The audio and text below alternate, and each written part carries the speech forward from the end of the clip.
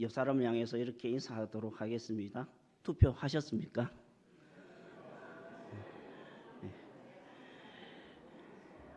지금 우리 교회는 항존직 선거 기간입니다.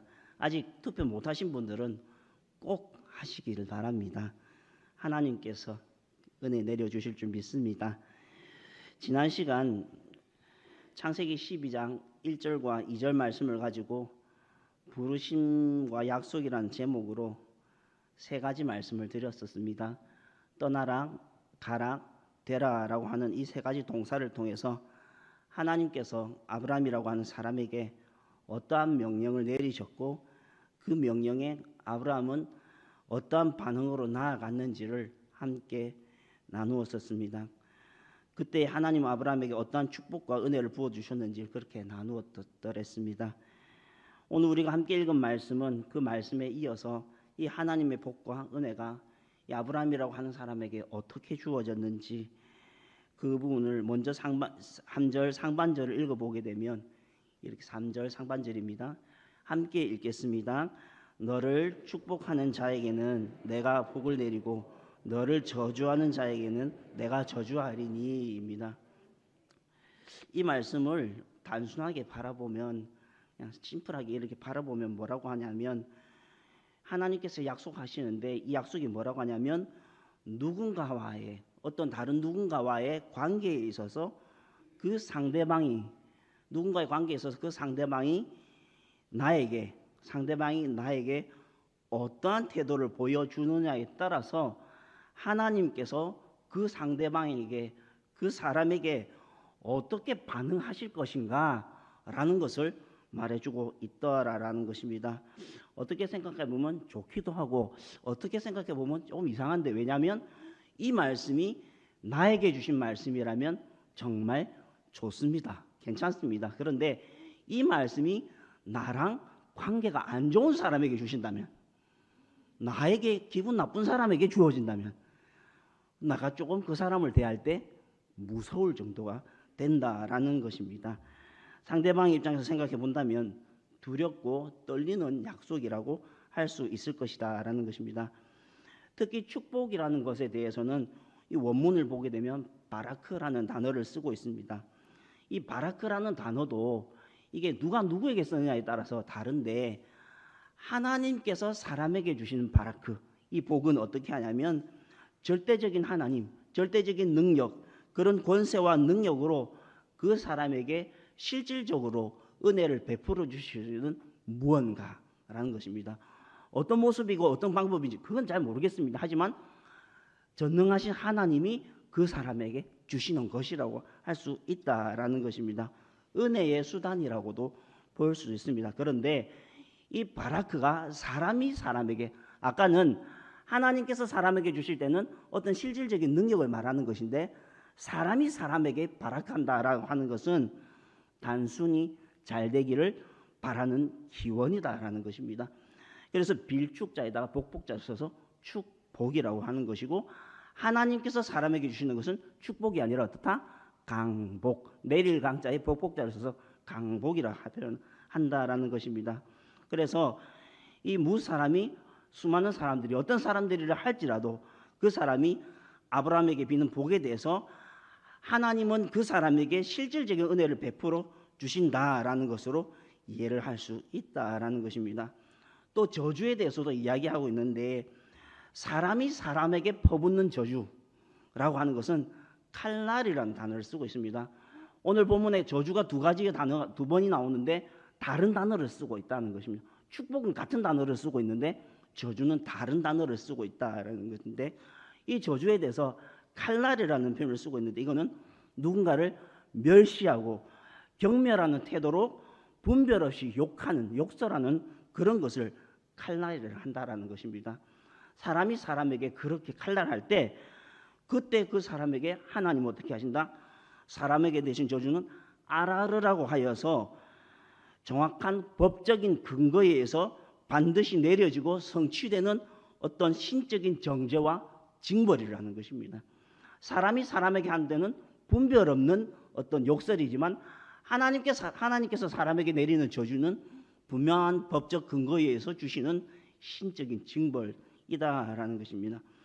따라서 이러한 표현은 이 아브라함이라고 하는 사람에 대해서는 하나님의 보호하심에 대해서 확신을 줄 수 있는 말씀이기도 하지만 동시에 아브라함을 대적하는 사람들에게 대해서는 매우 엄중한 경고라고 할 수 있다라는 것입니다.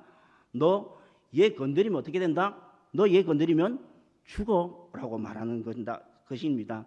그래서 아브라함을 향한 이러한 축복과 저주를 통해서 하나님은 아브라함과 하나된 모습, 또 연합된 자로서의 모습으로서 이 세상 가운데 이 아브라함이라고 하는 사람, 어찌 보면 별 볼 일 없는 것 같은 이 사람을 하나님은 들어 사용하셔서 독보적인 존재로 신분을 부각시키고 강조해주고 있다라는 것입니다. 더욱 놀라운 것은 이러한 축복과 저주가 이 아브라함이라고 하는 사람에게이라고 하는 이 한 사람의 사회적인 지위만 높여주는 것뿐만 아니라 이 사람을 통해서 하나님의 더 큰 그림도 그려주고 있다라는 것입니다. 그것이 바로 오늘 본문 3절 하반절에 보면 땅의 모든 족, 함께 읽겠습니다. 땅의 모든 족속이 너로 말미암아 복을 얻을 것이라 하신지라 라는 부분입니다. 여기서 말하는 땅의 모든 족속은 아브라함을 포함한 모든 땅에 존재하는 인류를 일컫는 말입니다. 오늘 우리가 읽은 말씀을 통해서 이 아브라함이라고 하는 이 한 사람에게 주신 축복으로도 볼 수 있겠지만 결국은 하나님이 원하시는 것, 하나님이 뜻하신 바는 이 아브라함이라고 하는 이 사람을 통해서 세상 모든 사람들이 하나님의 복과 은혜를 누리게 하고자 하신다라는 사실을 우리는 오늘 본문을 통해서 알 수 있습니다. 특히 원문을 보시게 되면 너로 말미암아라고 말하고 있습니다. 여기서 말미암아라는 단어에 대해서 베카라는 단어를 쓰고 있는데 베카는 말미암아라는 뜻도 있지만 우리에게 좀 더 익숙한 표현으로서는 너의 안에서라는 뜻이 됩니다. 그래서 성경 해석학자들 중에서는 땅의 모든 족속이 아브라함 안에서 복을 얻을 것이다 라고 해석을 하고 있고, 더 나아가서 이러한 약속된 말씀이 훗날 이 아브라함과 다윗의 자손 누구? 예수 그리스도로 이어진다라는 것입니다. 그래서 이 예수 그리스도 안에서 모든 만민, 천하 만민이 하나님의 구원을 얻을 것이라는 그런 사실을 내포하고 암시해주고 있다라는 것입니다. 그래서 이 3절을 종합해 보면 1절과 2절에서 약속이 포함된 명령으로 아브라함을 부르신 하나님께서 이 아브라함과 하나가 되어서 축복과 저주를 통해 이 아브라함의 사회적 지위를 높여주시고, 더 나아가서 이 아브라함 안에서 땅의 모든 족속이 예수 그리스도 안에서 모든 하나님의 자녀들이 구원을 얻을 수 있게 된다라고 하는 결론을 낼 수 있다라는 것입니다. 아울러 예수 그리스도 안에서 우리는 교회의 성도가 되었습니다. 저와 여러분이 생각해야 될 것은 그렇게 그 아브라함으로 말미암아 아브라함 안에서 우리를 부르시고 예수 그리스도 안에서 우리를 부르시고 우리의 인생과 우리의 삶을 통하여 하나님께서 우리의 모든 삶의 영역 가운데서 관계되는 모든 사람들이 예수 그리스도를 알고 하나님을 만나게 됨으로써 그 구원의 은혜에 아브라함이 그렇게 쓰임 받았던 것처럼 저와 여러분이 하나님의 부르심을 받았을 때에 아브라함 안에서 그렇게 역사하셨던 것처럼 저와 여러분을 통하여 우리 감정교회를 통하여 감정교회 안에서 하나님은 그렇게 우리에게 구원의 은혜에 동참하게 하신다라는 것입니다. 따라서 사순절 기간 우리가 이런 부르심에 순종할 수 있기를 원합니다. 우리의 모든 인생의 여정, 우리의 모든 믿음의 여정을 그렇게 한 걸음씩 전진해 나가는 저와 여러분이 되실 수 있기를 소원합니다. 두 번째는 4절 상반절이라고 할 수 있는데 함께 읽겠습니다.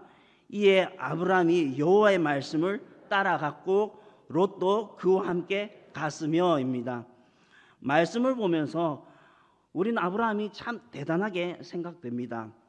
하지만 따지고 보면, 생각해 보면 이 아브라함도 사람이라는 것입니다.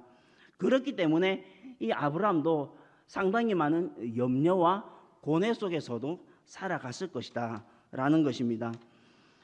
대뜸 너의 고향과 친척과 아버지의 집을 떠나서 내가 내게 보여줄 땅으로 가라라고 하는 말씀을, 그 말씀을 받았을 때에 떠나는 것에 대해서 내가 지금 이제 가야 되구나, 가야지라고 하는 그런 결단을 내림에 있어서 인간적인 측면에서 볼 때에 사실 여러 가지 생각해야 될 일이 없었겠느냐 하는 것입니다.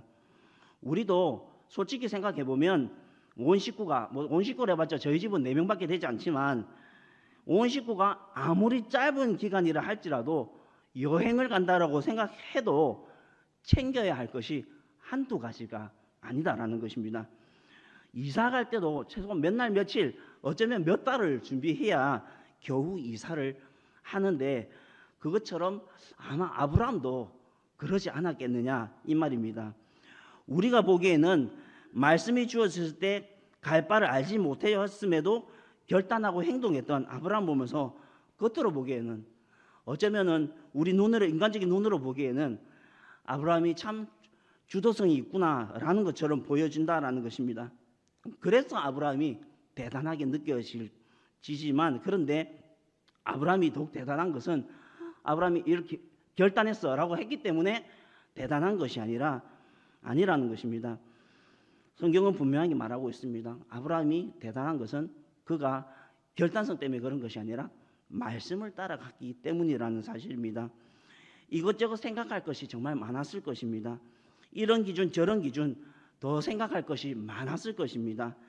하지만 아브라함이 고민할 것이 참 많았음에도 불구하고 정말 대단했던 이유는 다른 기준 전혀 없이 오직 여호와 하나님께서 아브라함에게 주셨던 그 말씀 하나만을 판단의 기준으로 삼았다라는 것을 성경은 강조하고 있습니다. 사랑하는 교우 여러분, 이것은 우리가 이 세상을 살아감에 있어서 우리는 어떻게 판단하고 결단하고 실행해야 되는지를 보여주고 있습니다. 우리가 판단하고 우리가 결단함에 있어서 우리가 아무리 고민하고 우리가 아무리 염려한다 할지라도 거기서는 답이 나오지 않는다라는 것입니다. 아마 아브라함도 그랬을 것입니다.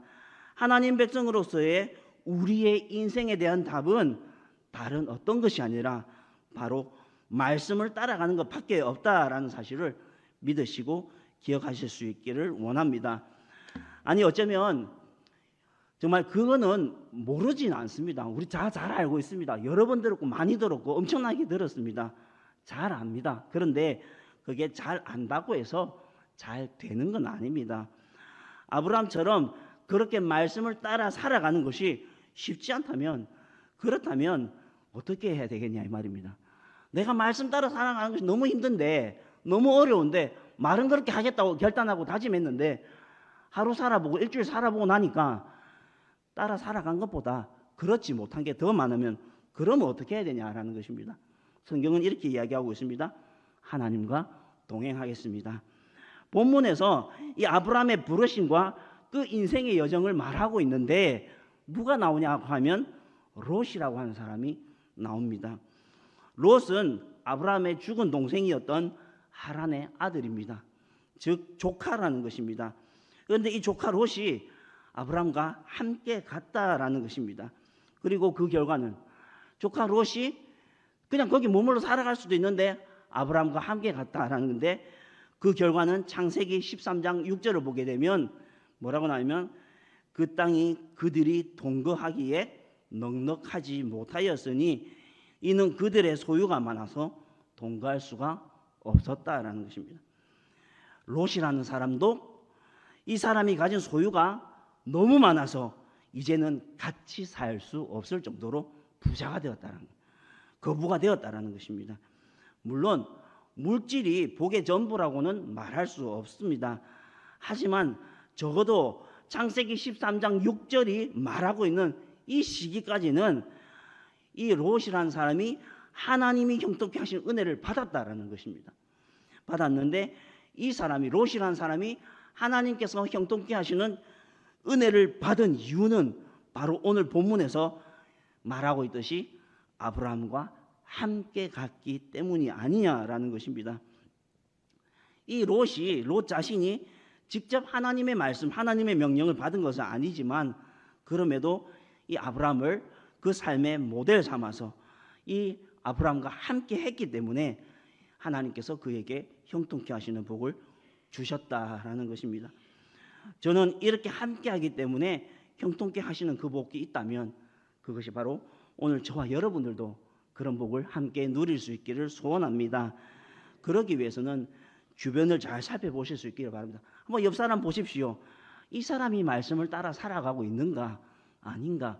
이 사람이 말씀을 따라가고 그렇게 살아가고 있다면 그 열매가 보여진다면 반드시 그 사람과 함께 하실 수 있기를 원합니다. 그렇다면 그 사람 덕분에 나도 복을 받을 수 있다라는 것입니다. 잠언 13장 20절을 보게 되면 이렇게 하고 있습니다. 함께 읽겠습니다.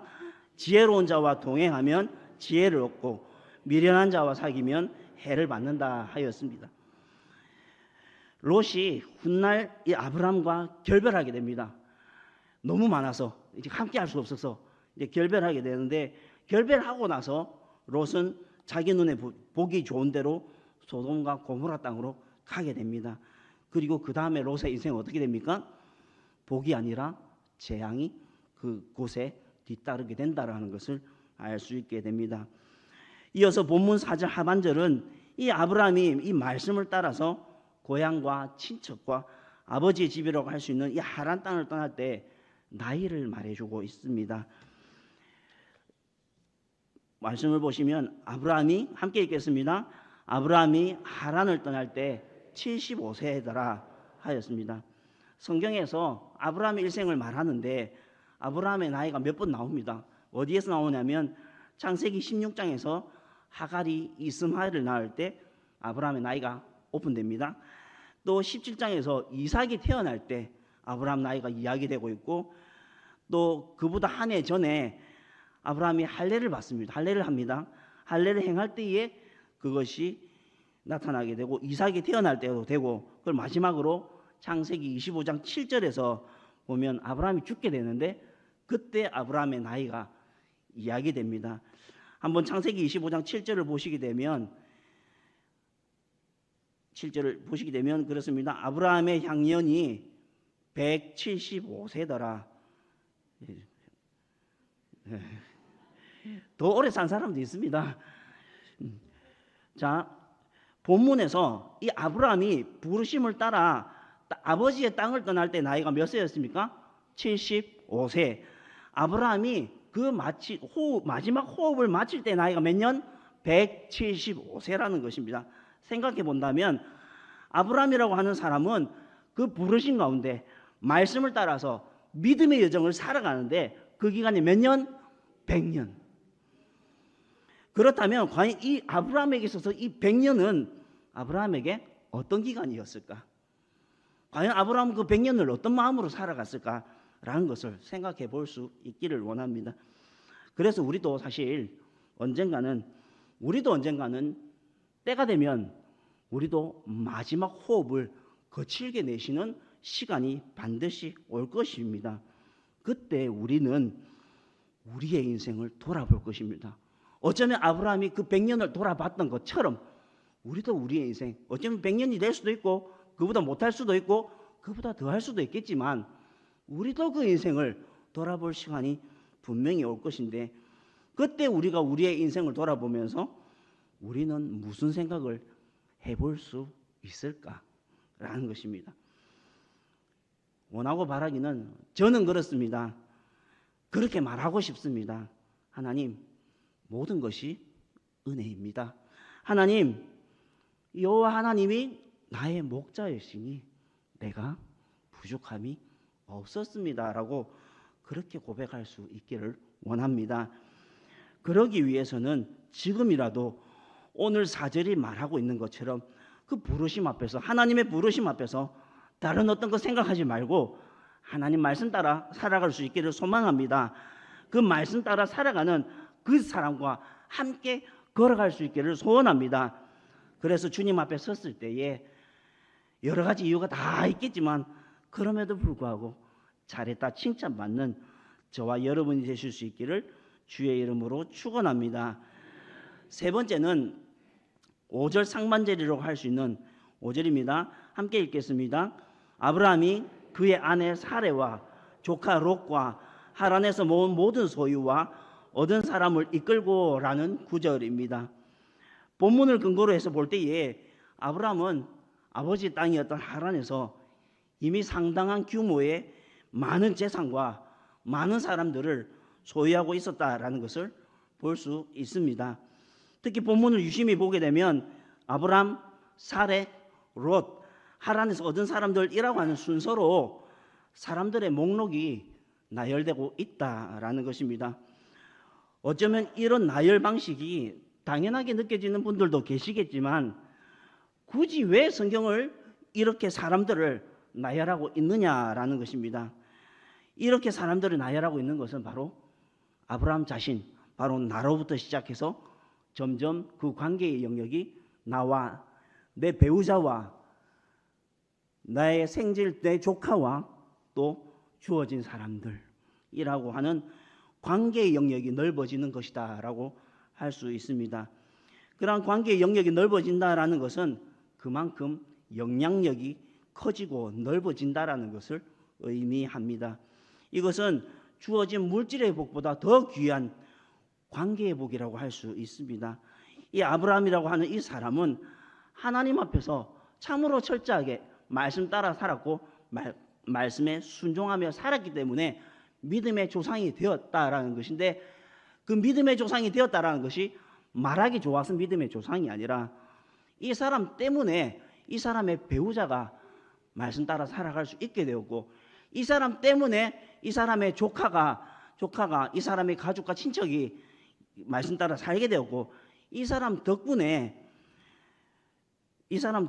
많은 사람들이 믿음의 사람으로 살아갈 수 있게 되었다라는 것입니다. 그런데 생각해 보시면 아시겠지만, 전도하는 거에서 전도해 보신 분들은 아시겠지만, 내가 전도할 때 누가 제일 어렵고 힘드냐면 자기의 배우자를 전도하는 게 정말 힘이 듭니다. 물론 쉽게 전도하신 분들도 계시겠지만 대부분 배우자를 전도하거나 배우자와 함께 믿음의 사람으로 살아가는 게 너무나도 쉽지 않다라는 것을 잘 아실 것입니다. 그럼에도 불구하고 믿음의 배우자와 함께 믿음의 가정이 함께 신앙생활을 하고 계신 분들이 계시다면 그분들은 반드시 오늘도 지금도 반드시 하나님께 감사하실 수 있기를 원합니다. 이 아브라함이라고 하는 사람이 하나님의 부르심 안에서 말씀을 따라 살아갔기 때문에 하나님은 이 아브라함에게 거룩한 영향력을 부어주셨고, 이러한 영향력은 자신의 배우자에게, 조카에게, 하란에서 얻은 사람들에게로 그 영향력이 점점 넓혀져 흘러갔다라는 것입니다. 구약 성경을 이 히브리어로 쓰여졌는데 이것을 아람어로 번역한 탈굼이라는 번역본이 있습니다. 탈굼이라는 번역본을 보게 되면 하란에서 함께한 사람들에 대해서 이렇게 이야기하는데, 아브라함의 거룩한 영향력이 모범이 되어서 아브라함이 섬기는 하나님을 그들이 받아들였고, 하나님의 말씀의 율례를 따라서 그들이 지키게 된 개종자라고 하란에서 함께한 사람들을 이야기하고 있다라는 것입니다. 이것이 바로 부르심 안에서 말씀을 따라서 살아갔던 아브라함에게 주신 하나님의 은혜라는 것입니다. 하나님은 그 아브라함의 거룩한 영향력과 형통케 하심을 허락해 주셨고, 그 떠남에 있어서 가는 것에 있어서 되어짐에 있어서 사전에 치밀한 계획을 세운 것도 아니지만, 그럼에도 불구하고 모든 사람과 모든 소유를 이끌고 무려 얼마나 갔냐면 이 하란에서 가나안 땅으로 갔는데 그 거리가 약 700km 정도 된다라는 것입니다.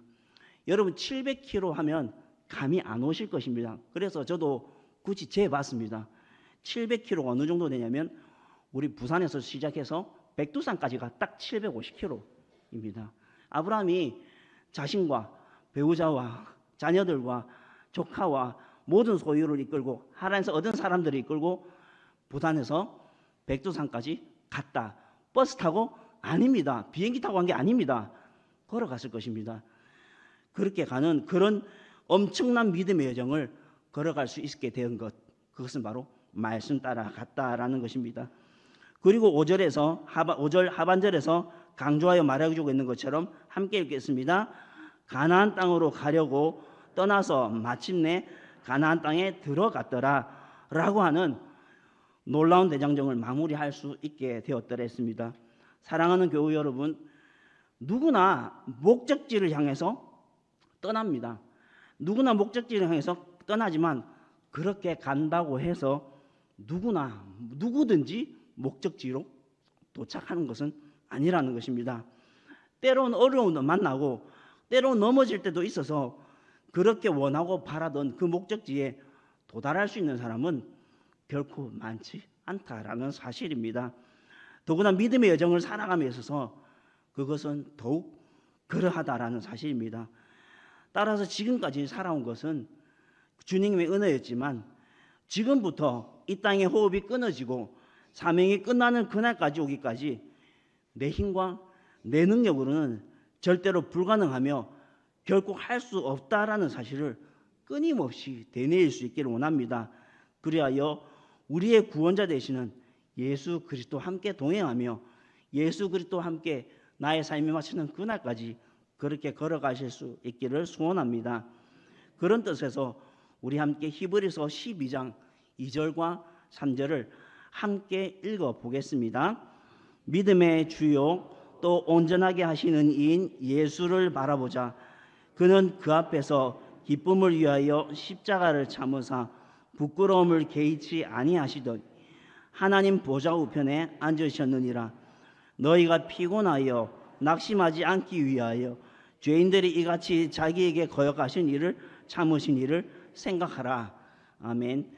이러한 믿음으로 저와 여러분의 모든 삶의 남의 여정들이 주님 앞에서 귀하게 새겨질 수 있기를 주의 이름으로 축원합니다. 하나님 아버지 감사합니다. 오늘 주신 말씀을 통하여 아브라함에게 주신 축복과 저주가 아브라함 한 사람에게 주어진 복이 아니라 세상 모든 민족을 향하신 아버지 하나님의 은혜의 선포였음을 기억합니다.